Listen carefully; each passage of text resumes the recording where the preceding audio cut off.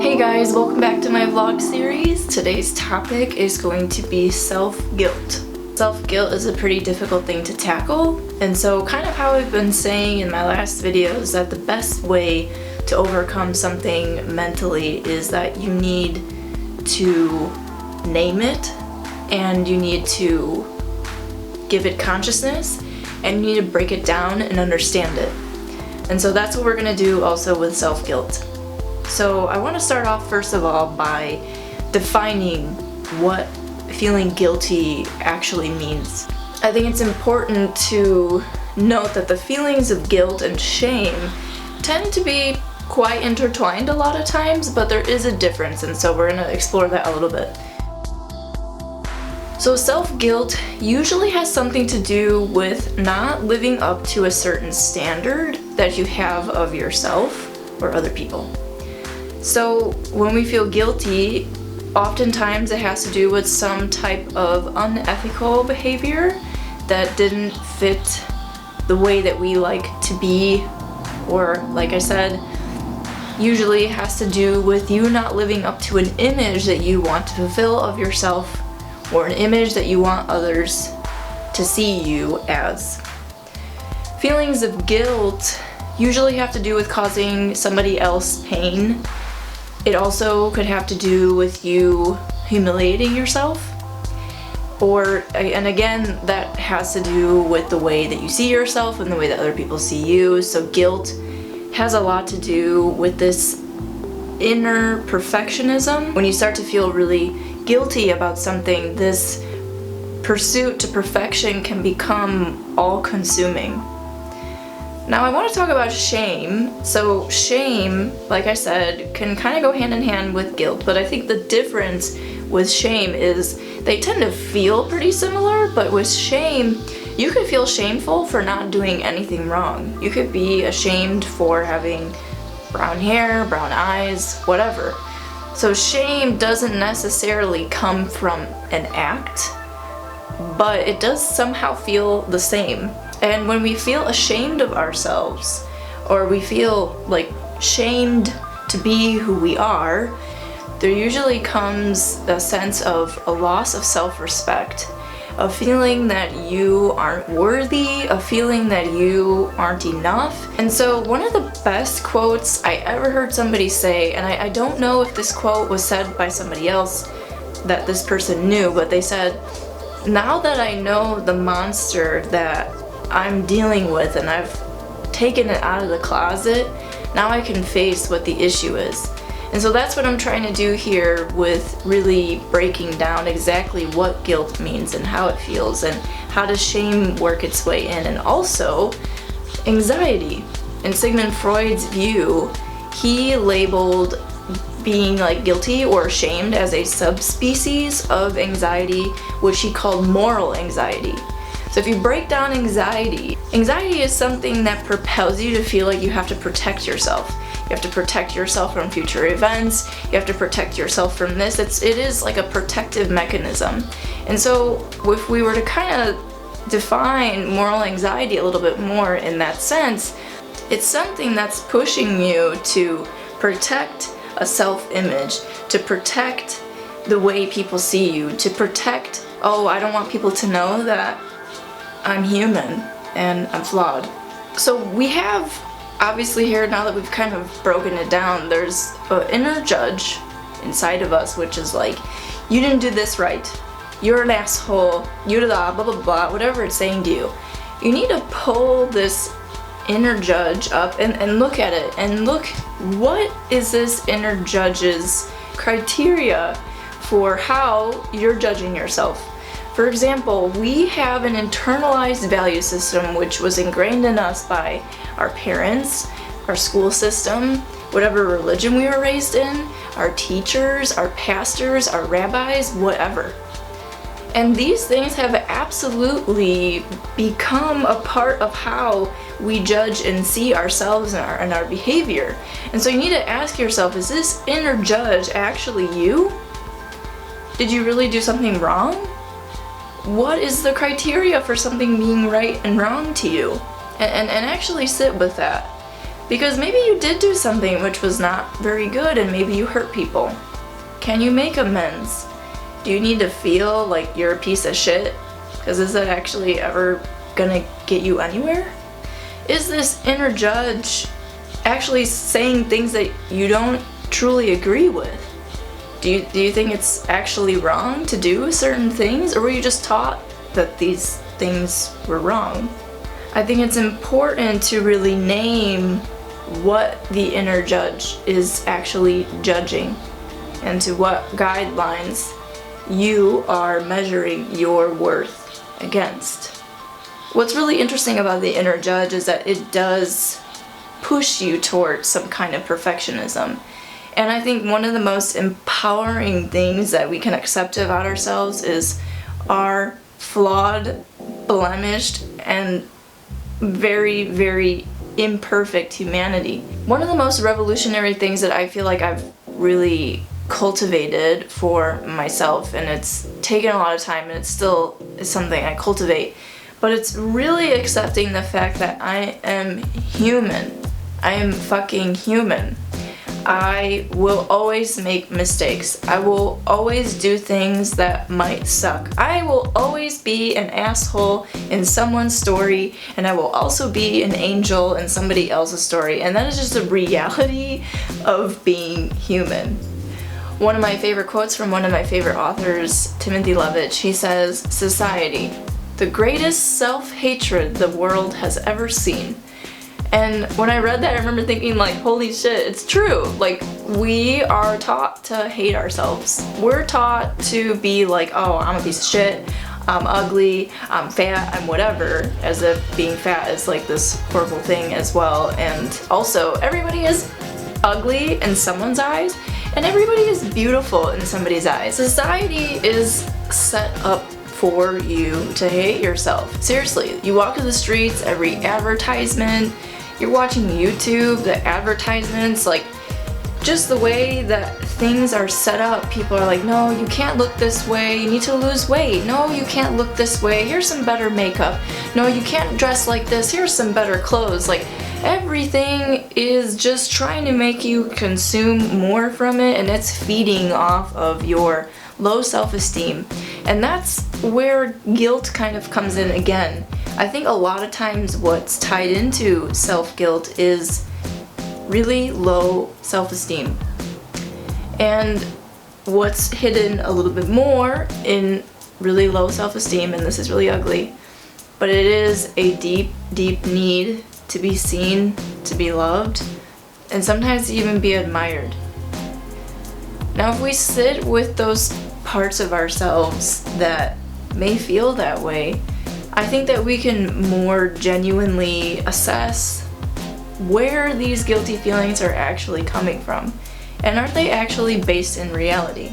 Say that you were in a relationship and it didn't work out, and your partner breaks up with you, and they don't really give you solid reasons why, and so then you start getting in your head and you're like, oh, well, because I did this wrong, and maybe it's because I did this wrong, maybe it's because I suck, and maybe it's because this, and blah blah blah blah, when that's not actually the case. Maybe the case is that the person just stopped having feelings for you, and sometimes that just happens, and it's out of everybody's control. You never really know what's going on in other people's minds, and sometimes it's just very destructive and futile to attack yourself when you may not really know the reality of the situation. Now, I want to go into something I learned about when I was studying psychoanalysis last year called the shadow. Now, the shadow, which everything in existence has a shadow, we also have a shadow. In our psyche, we will tend to repress things, we will tend not to want to face things, we will tend to push things out of our consciousness a lot of times, maybe because we just don't want to deal with it. And so all this energy accumulates in your shadow, and because you aren't facing it, sometimes unconsciously it will show itself through events in your life. Sometimes it'll bother you so much in the undercurrent of your life that it builds up so much momentum that I think it can become something which is very mentally disturbing and cause us to be mentally ill. Now, these things that could be in the shadow are really unpleasant feelings. It could be really traumatic experiences. It could be parts of ourselves that we don't want to integrate into our personality. It could be parts of our true self that we don't want to accept. But the thing that sucks about that, and things that we're not taught about the shadow, is that there's so much creativity within the shadow. And if we could find a way to open ourselves up to that part of ourselves, it could be really, really difficult, and I think more times than not we need help from a licensed professional, but I think we could do it on our own sometimes. Maybe the things that we did that we feel guilty about, maybe these parts of ourselves that we just can't accept because it doesn't agree with the image we want to portray of ourselves, can be hidden in the shadow. But there's a really great quote again. I'm just gonna read it to you. There has to be a dark side in order for a person to become whole. And by becoming conscious of that, they remember they are human like everyone else. Sometimes reconciling with the shadow means that you have to come to terms with things that are senseless, that are illogical, that may even be evil, and may also be unreasonable. The issue with not being able to bring things from our shadow into consciousness is that there can be so many adverse effects. Not just that it can cause you mental illness or mental disturbances, but as well, if we don't face or even start to relate to our shadow, we can incredibly inflate our ego into thinking that we're like somehow perfect, when the reality is that you're not. Something that has helped me a lot with self-guilt is telling myself that instead of needing to be perfect and instead of needing to be the best, I just need to be enough. I just need to be human. I just need to try my best. I'll never be perfect. Nobody will ever be perfect. Sometimes I look back at my life and I'll look back at a certain time and I'll see pictures and I'm like, oh, I remember what I was thinking at that time, and I remember what I was doing, I remember who I was dating, and then I'll get this feeling of being really disappointed in myself, and I'll start to feel like guilty. I'm like, oh, what if in the future I open up to somebody about this and they judge me?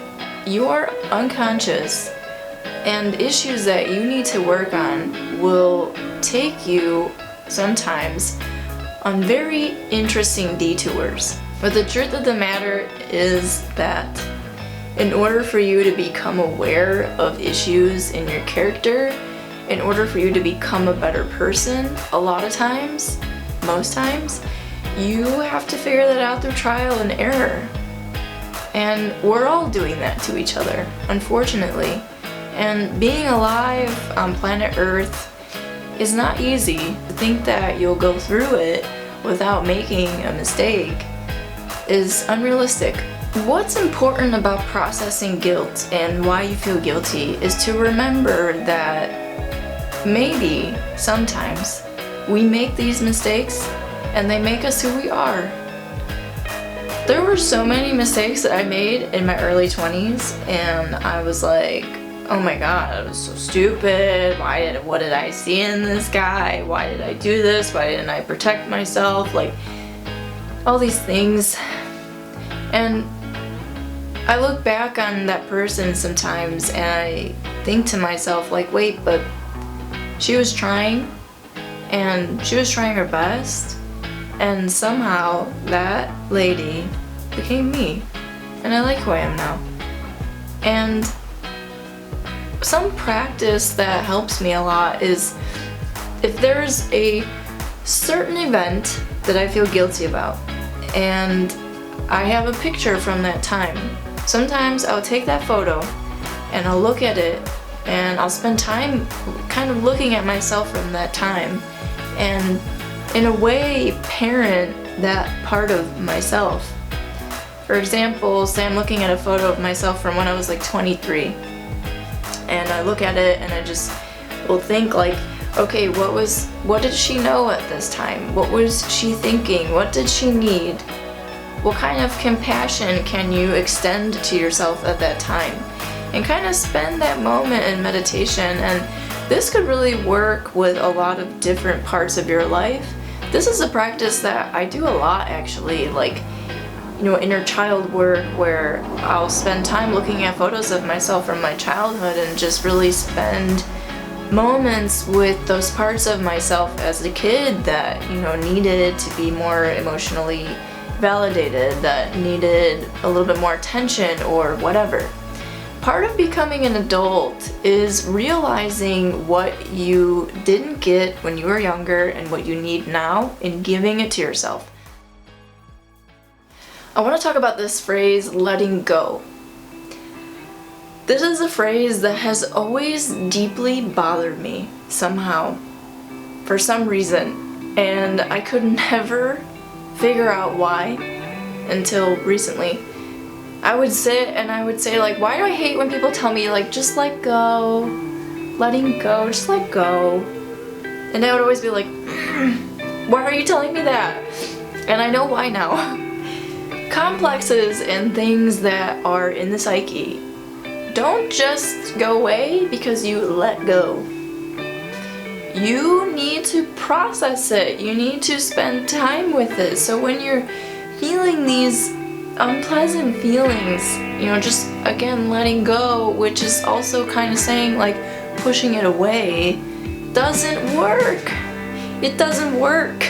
You know why it doesn't work? Because with you processing these things in your head, you become a stronger person, you become a more compassionate person, you understand yourself more, and you know more about yourself. So by letting go, really what you're doing is you're pushing opportunities for self-growth out of your way and taking away more self-potential from yourself, which doesn't make sense. And I think that's part of the reason why a lot of things in our head will just bother us and bother us and bother us, because it's giving us opportunities and a lot of times we're not taking them. I think one of the most remarkable things I see in people is when they have made incredible mistakes, but they learn from it and they own it, because the meaning of the things that you've done really comes in the response. If you've done something that was really shitty, okay, it sucks. And there's people who've hurt me in my life. I want nothing to do with them, really.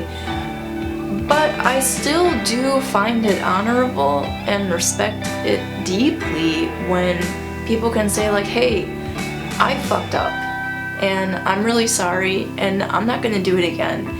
And that's deeply inspirational when somebody at some point maybe did something really bad, but they reconcile it, because I think that owning your shadow and confessing it is so healing in and of itself. And if somebody else is going to judge you for it, that's none of your business. It's none of your business if someone else is going to judge you, because what matters is that you can sleep at night. What matters is if you make amends. What matters is if you're like, hey, I did this fucked up thing, but I'm never going to do it again, and instead I'm going to do this thing. That's so inspiring. To finish, I want to talk about one really important thing, and that's the concept of karma. So I think we have this really mainstream idea of karma that, like, basically as soon as you do something wrong, you're going to see the effects.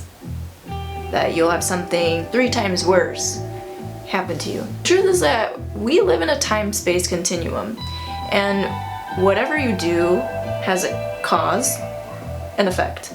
And I think that is just laws of the universe.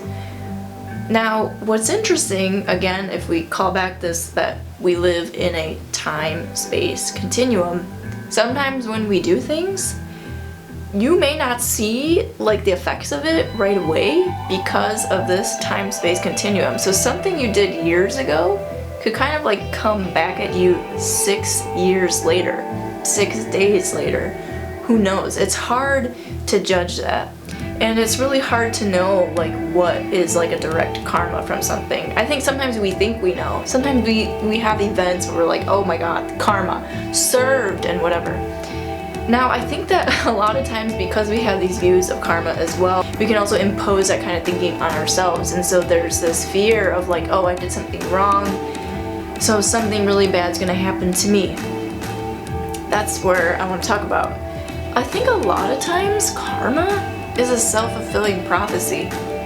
There's been times where I look back at my life and I thought that I did this horrible thing, and I thought to myself like I don't deserve things, and then what ended up happening? I was placing things, I was doing things, I was bringing people into my life that weren't good for me, that I didn't deserve, because I thought I didn't deserve it because of what I did. And it had nothing to do with this almighty being putting these things and these people into my life. I was choosing it because of how I felt about myself. So I want you to be really careful with these feelings of self-guilt, and I think it's important for you to see, like, after you've really broken it down and how it feels within you, has it affected your life in other ways more deeply because of thoughts that you've collected about yourself because of this feeling? It's important to note why you did the things you did at the time, and it's also important to see what social factors, what political factors, what you were taught that motivated you to, or even pain, and pain as well. Pain's an important one. I really want you to really think about what made you do this thing that you feel so guilty about, and make space around that guilt so you can hear what it is, because lying within there could be an incredible opportunity for you to grow. An abundance of creativity may be in there. Like times when I've processed like horrible things, I was able to make incredible art, and I was able to formulate words to people with so much like honesty, and honestly, I have been able to have so much more intimate relationships with people because I've been able to be so intimate with myself. And I don't mean just sexually, but I mean intimate in a sense where I can have really deep, rich conversations with people because I've been able to access these different parts of myself that so many people are told are off limits. Thank you so much for watching. This was actually a really great topic for me to explore. Surprisingly, I've done a lot of reading on it. Not surprisingly, because of course I've felt this feeling, but I'm really happy to share. And so I think that my next video will either be on self-doubt or feeling control, or others needing to control you, and kind of understanding that. So whichever one you would like. If you'd like to vote, please send me a message or comment. Subscribe to my YouTube channel, and see you next time.